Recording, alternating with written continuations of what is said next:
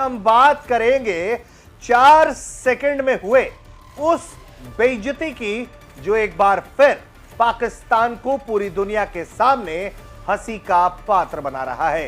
ये बेइज्जती भारत के हाथों नहीं हुई है। भारत तो हमेशा ही पाकिस्तान की धुलाई करता रहा है, लेकिन इस बार 4 सेकंड, महज 4 सेकंड और धुलाई हो गई पाकिस्तान की यूएनएचआरसी के बैठक में। और धोने वाले देश का नाम है, भारत का मित्र है, नाम इजराइल है। दोस्तों, पाकिस्तानी और इजरायली डिप्लोमेट्स की प्रॉपरली यूएन सिक्योरिटी काउंसिल के अंदर एक आप समझ लें कि एक क्लैश हुआ है, जिसमें पाकिस्तान ने के जो एम्बेसडर है वहाँ पे, एम्बेसडर अहमद साहब, उन्होंने बड़ी टफ स्टेटमेंट्स दी हैं इजरायली एम्बेसडर की मौजूदगी में। कतर के वज़ीर आज़म और फॉरेन मिनिस्टर वहाँ मौजूद थे और ये बड़ा डिफरेंट मौका है कि पाकिस्तान यूएन सिक्योरिटी काउंसिल का नॉन परमानेंट मेंबर है और पाकिस्तान ने इस चीज़ का पूरा फ़ायदा उठाते हुए एक टफ टाइम जो है वो दिया है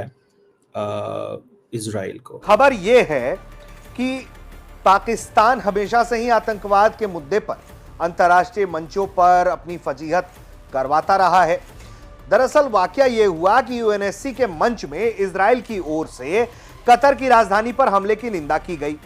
अमेरिका सहित सभी 15 सदस्यों द्वारा तनाव कम करने पर सहमति बनी। इजराइल हमले की चर्चा के दौरान पाकिस्तान के प्रतिनिधि ने एक वक्ता को बीच में बोलते हुए टोक दिया और फिर पाकिस्तान को पूरी दुनिया के आगे शर्मिंदा होना पड़ा। पाकिस्तान ने कहा है जी कि हम ये एक इलीगल अनप्रोवोक्ड इजरायली एग्रेशन है, कतर के ऊपर इसको हम कंडेम करते हैं। इस वक्त कतरी प्राइम मिनिस्टर यूएन में है और आज वो यूएस के जो secretary of state Marco Rubio से भी मिलने जा रहे हैं और वो अमेरिकी सदर से भी मुलाकात करने जा रहे हैं। और दूसरा वो ये कह रहे हैं कि जो इजराइल है उसने ये जो रेजिडेंशियल नेबरहुड में सिविलियंस पे हमला किया, ये इंटरनेशनल ह्यूमैनिटेरियन लॉ की वायलेशन है। नूर खान एयरबेस पे वहाँ सुनते हैं साहब 3 C-17 लैंड कर चुके हैं और अभी 6 और लैंड करने हैं। क्या हो रहा है वहाँ पे? हाँ, ये बड़ा इंटरेस्टिंग प्रश्न है सर। ये कल या परसों एक रिपोर्ट आई थी। देखिए, पहले पाकिस्तान ने बोला कि भाई हमारे कैराना में कुछ नहीं हुआ, हमारे कुछ नहीं हुआ, ठीक है।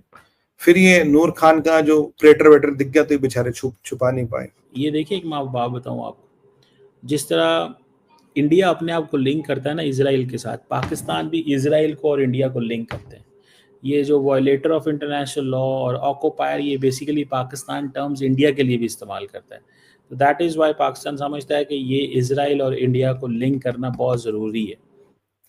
तो एक अमेरिका का संस्थान, उसका नाम मैं भूल रहा है, अमेरिकन कुछ साइंटिस्ट फेडरेशन, बड़ा लंबा नाम है, नाम स्लिप में माइंड।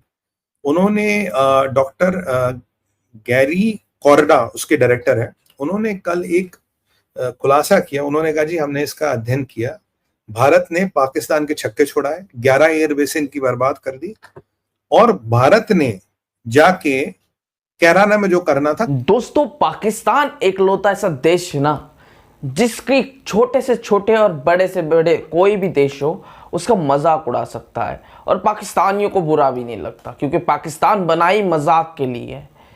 यूएन में बैठकर इजराइल और भारत के सामने पाकिस्तान का एम्बेसडर ये कह रहा है कि भैया हम आतंकवाद के खिलाफ है, पर जो इजराइल ने कतर में किया और जो हमास के साथ कर रहा है वो गलत है।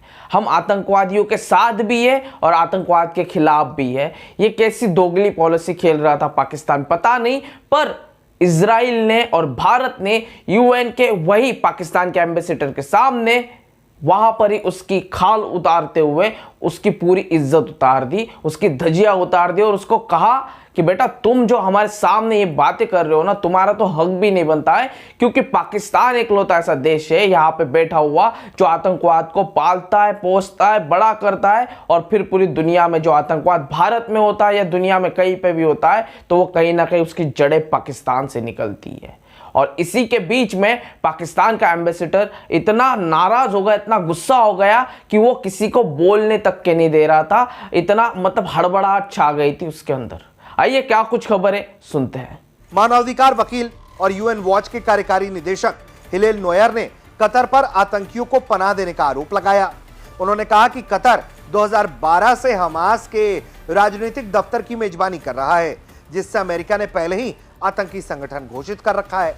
हिलेल नोयर ने संयुक्त राष्ट्र प्रमुख से सवाल पूछा कि उन्होंने इजराइल हमले की निंदा क्यों नहीं की। उन्होंने याद दिलाया, अमेरिका ने भी 2011 में पाकिस्तान में अलकायदा प्रमुख ओसामा बिन लादेन को मार गिराया था। तब उस समय के संयुक्त राष्ट्र प्रमुख ने कहा था कि न्याय हो गया है।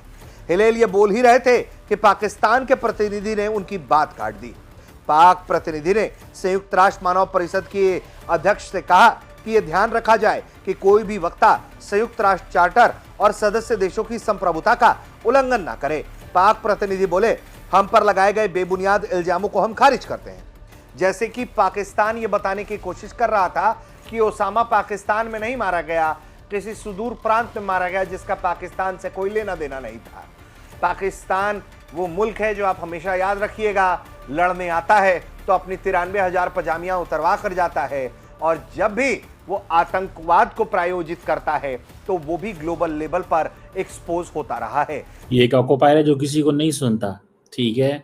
मतलब ये कि इस सेम वे ये इंडिया को भी साथ लिंक कर रहे हैं कि जी ये ऑक्युपायर है लेकिन किसी को सुनते नहीं है। इट मीन्स कि ये अबव लॉ है, इंटरनेशनल लॉ की वायलेशन कर रहे हैं। सो पाकिस्तान अपनी नॉन परमानेंट सीट का बहुत फायदा उठा रहा है just to amplify its case.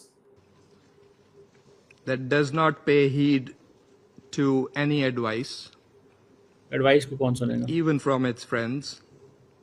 यानी कि अमेरिका ने भी, ये इजराइल के एम्बेसडर बैठे हुए हैं वहाँ पे, मतलब कि अमेरिका इनका दोस्त है, उसने भी इनको इतना कुछ कहा है, ये उनकी बात भी नहीं सुनता। तो ये बेसिकली मतलब मैं तो समझता हूँ कि फिर बात तो देखें, बात तो ये है ना कि बात इजराइल तगड़ा है, ये बात मान जाए। गेम तो फिर इजराइल के हाथ में है ना, कुंजी तो इजराइल के पास है। नहीं बात समझ रहे आप? कुंजी तो इजराइल के पास हुई ना, गेम तो उसके हाथ में हुई, बाकी तो किसी की कोई मजाल नहीं है। सुने, If there are any left.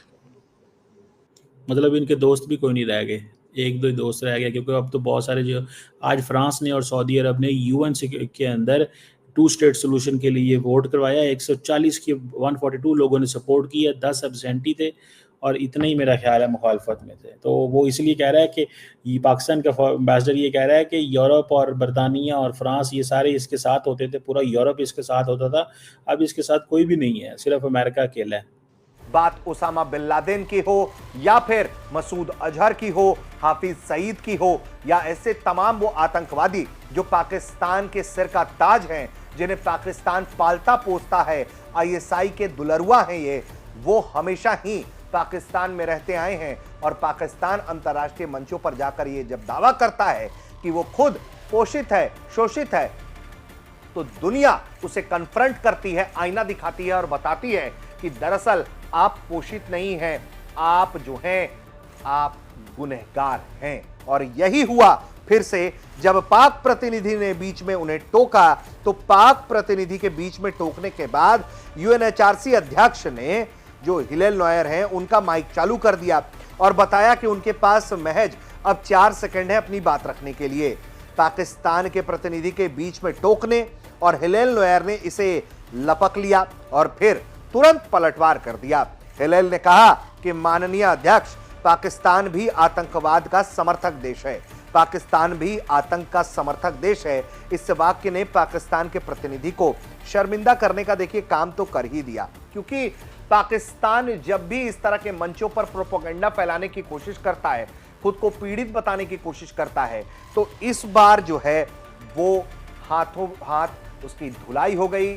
और जो इजराइल ने कतर पर हमला किया, जहां हमास को टारगेट किया गया था, उसको लेकर जब बातचीत हो रही थी, तो उस दौरान इजराइल के मसले पर पाकिस्तान की एक बार फिर पिटाई हो गई। ये बेसिकली डैनी डैनन है, जिनको पाकिस्तान ने आज वो थोड़ा टफ टाइम दिया है। डैनी डैनन इजराइल के जो एम्बेसडर हैं यूएन के अंदर, और ये आप देख लें कि ये एक नई चीज़ है जो सामने आ रही है कि जिसमें वो इजराइल यूएन को कहता है कि तुम फेल हो गए हो, कतर को कहता है कि तुम दहशतगर्दों को रखते हो। मतलब ये एक चीज़ जो है ना, दैट इज़ समथिंग देयर, ये इसको याद रखा जाएगा बहरहाल बड़ी सख्त जंग पाकिस्तान लड़ रहा है, लेकिन क्योंकि पाकिस्तान की जो गवर्नमेंट है वो बड़ी कमिटेड है कि नहीं, हमें इसराइल के हवाले से बड़ी क्लियर पोजीशन है। पहली बात, कोई मिलिट्री एक्शन नहीं पाकिस्तान लेगा। सेकेंडली बात, किसी मिलिट्री कॉन्फ्लिक्ट में शामिल नहीं होगा। तीसरी बात, डिप्लोमेटिक, पॉलिटिकली एंड मॉरली हम जो है वो बात करते रहेंगे। चौथी बात, लंबे चौड़े पे पाकिस्तान में हम अपराइजिंग भी नहीं होने देंगे कि यहाँ पे हम अपनी तोड़ फोड़ कर रहे हो, कंडेम इसराइल को कर रहे हैं जिस तरह हमारी अपोजिशन करती है। तो बहरहाल there are so many things which are going on and working. So Pakistan ने ये रखा हुआ है कि diplomatic, political and moral lines पे अच्छा काम जो है वो करना चाहिए। बाकी साइलेंट रहें, बाकी किसी चीज़ में खुद जाने की ज़रूरत नहीं है, क्योंकि बहुत सारे पाकिस्तानी कहते हैं नहीं नहीं हमें खुद जाना चाहिए, हमारी फ़ौज किस काम आएगी, हमला कर दो, ये कर दो, वो कर दो। बाद में पता लगेगा लड़ाई को एडा आसान काम, लड़ाई में जाना आसान है, निकलना औखा काम, मुश्किल काम होता है भाई। तो ये मेरा ख्याल है चीज़ें हैं। सो ये एक that is an important day. Pakistan के एम्बेसडर ने एक टफ लाइन ली है। नॉर्मली हम इस तरह लेते तो हैं माजी में भी, लेकिन ये बेसिकली पहले गजा के लिए थी, now this is for the GCC. देखो दोस्तों, पाकिस्तान के एम्बेसडर ने यूएन की जो मीटिंग चल रही थी वहां पर इसकी बेइज्जती तो हो गई थी, पर पाकिस्तान मीडिया ऐसा दिखा रहा है कि देखो हमारे एम्बेसडर ने क्या कुछ कह दिया, वो भी इजराइल और भारत के सामने बैठा हुआ था और उसके सामने कह दिया। मतलब इनकी वो वाली बात है, गिरे तो भी टांग ऊपर, ये वाली कंडीशन पाकिस्तानियों पर और पाकिस्तान के ऊपर परफेक्ट बैठती है। और उसके बाद में अब पाकिस्तान से ये भी खबरें आ रही है कि उनका नूरजहां जो एयरबेस था और उसके वहां पर कई अमेरिकन सोल्जर जहां वहां तैनात थे, 50 से लेकर 60 कहा जा रहा है, तो वो उनकी लाशें लेने के लिए अब अमेरिका से विमान आ रहे हैं, वहां पे उतर रहे हैं, कई सारी चीजें देने के लिए आए या फिर वो लाशें उठाने के लिए आए, किसी को कुछ भी नहीं पता। पर जो तबाही हुई है ऑपरेशन सिंदूर में, वो उसका अब मलबा साफ करना पाकिस्तान में अमेरिका ने शुरू कर दिया है। अमेरिका ने यहां तक कह दिया था कि भारत के 6 या 7 विमान गिरे हैं, पर अमेरिका ने यह नहीं कहा कि सच्चाई क्या है और किसके विमान गिरे और कहां पर कितने लोगों की जान गई, कितने लोग घायल हुए और कहां पर कितने तबाही मची।